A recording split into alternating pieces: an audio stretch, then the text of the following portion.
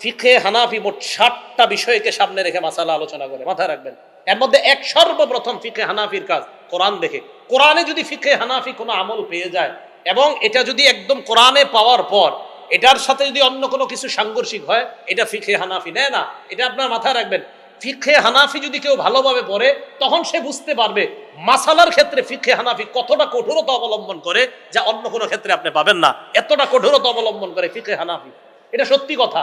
আপনি পড়েন, যারা ফিকহে হানাফি ফলো করেন না এদেরকেও পড়ান কিছুদিন, তখন সে বুঝতে পারবে যে ফিকহে হানাফি কতটা কঠোরতা, মাসালার ক্ষেত্রে তারা কতটা কঠোর অবস্থানে থাকে সবসময়। এক নাম্বার কোরআন, কোরআনে থাকলে বাস। তা আল্লাহ সূরা আরফে বলছে ওয়াইজা করি আল কোরআন ফাসতামিউ লা ওয়া আনসিতু লাহু।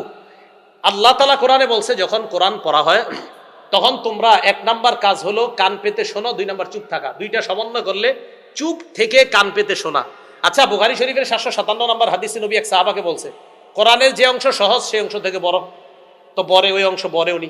এখন কোরআন সূরা ফাতিহা এটা কি কোরআন না কোরআনের বাহিরে? হুজুর জানেন এরকম একটা বই আছে কিন্তু, সূরা ফাতিহা যে কোরআনের বাহিরে, এরকম একটা কিতাব লেখা হয়েছে। সূরা ফাতিহা কোরআনের অংশ না। আমি অবাক হয়ে গেছি, এর চটি একটা বই আছে যে কোনো একজন লেখছে যে সূরা ফাতিহা কোরআনের অংশ না। কেন জানেন? ওই যে আমরা বলি কোরআন পড়া, ফাতিহা মানেও কোরআন, যে আলহামদুলিল্লাহি রাব্বিল আলামিন এটাও কোরআন, এটা পড়ার সময় চুপ থাকতে হবে। এখন চিন্তা করলো এটারে কিভাবে রদ করা যায়। এক ভাই কতটা খেয়ানত করে এক কিতাব লিখে ফেলছে যে সূরা ফাতিহা এটা কোরআনের অংশই না। কেন জানেন? মানে বুঝাইতে চায় যে ফাতিহাটা কোরআনের অংশ না, অতএব ফাতিহার সময় ইমামও পড়বে তুমিও পড়বা, কারণ ফাতিহা তো কোরআন না, এটার সময় চুপ থাকা লাগবে না, এরকম বুঝাইছে। নাউজুবিল্লাহি মিন যালিক। তো সূরা ফাতিহা এটাও কোরআন।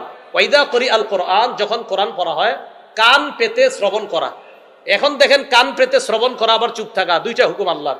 বাস ফিকহে হানাফি কি বলে যে এখন কয় হাদিসে আসছে লা সালাতা ইল্লা বিফাতিহাতিল কিতাব, সূরা ফাতিহা ছাড়া নামাজই হবে না। এখন ফিকহে হানাফি দুইটাকে সমন্বয় করে।